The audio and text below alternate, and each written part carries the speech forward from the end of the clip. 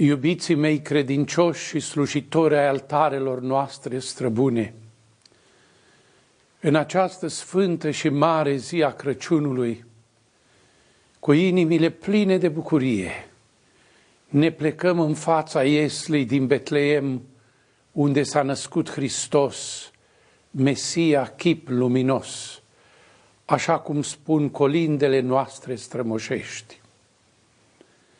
Au trecut de atunci 2013 ani,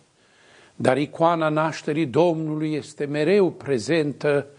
în sufletele și în inimile noastre, pentru că Iisus Hristos, Fiul lui Dumnezeu întrupat, este veșnic viu și vine ca să ne umple de sfințenia Lui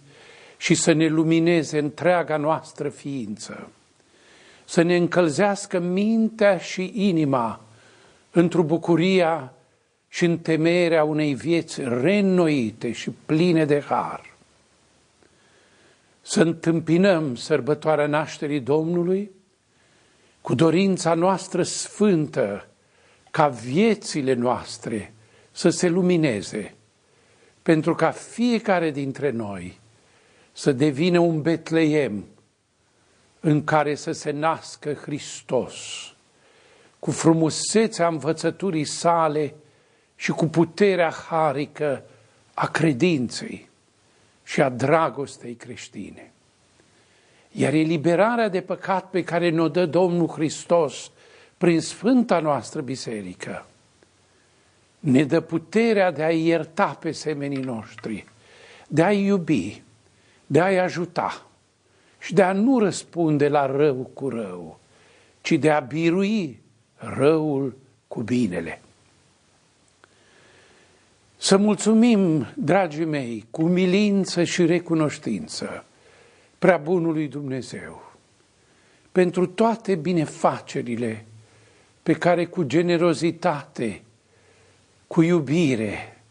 le-a revărsat asupra Arhiepiscopiei Târgoviștei și asupra fiecăruia dintre noi în acest an, care iată a ajuns la final, rugându-l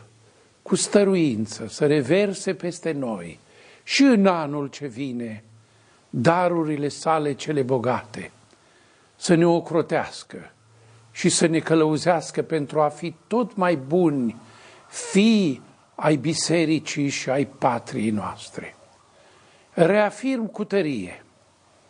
că toate problemele societății noastre își pot găsi rezolvări numai prin întoarcerea la izvoarele de credință și de iubire, de trăire și cultură autentică, prin valorificarea creatoare a trecutului, pentru a sprijini construirea unui viitor bine fundamentat pe valorile evanghelice nemuritoare. Numai uniți și încrezători în Dumnezeu, solidari unul față de celălalt și ancorați în valorile credinței noastre creștine, numai atunci vom putea trece mai ușor peste provocările și problemele actuale, progresând și ctitorind o civilizație mai umană, împregnată de dreptate și iubire. În anul ce vine, iubiții mei credincioși, vom omagia împreună pe Sfântul Voievod Martir Constantin Brâncoveanu, pe fiii și sfetnicul său, la 3 veacuri de la nașterea lor în împărăția lui Dumnezeu. Și de asemenea, personalitatea voievodului Matei Basarab la 360 de ani de la nașterea sa în veșnicie. Ambele personalități sunt remarcabile pentru civilizația, cultura și spiritualitatea noastră românească. Adresându-vă aceste gânduri, vă urez tuturor, cu prilejul sărbătorilor nașterii Domnului, anului nou 2014 și botezului Domnului, sănătate și înnoire a vieții cu dragoste, bucurie și credință. Vă îmbrățișez și vă binecuvintez pe toți,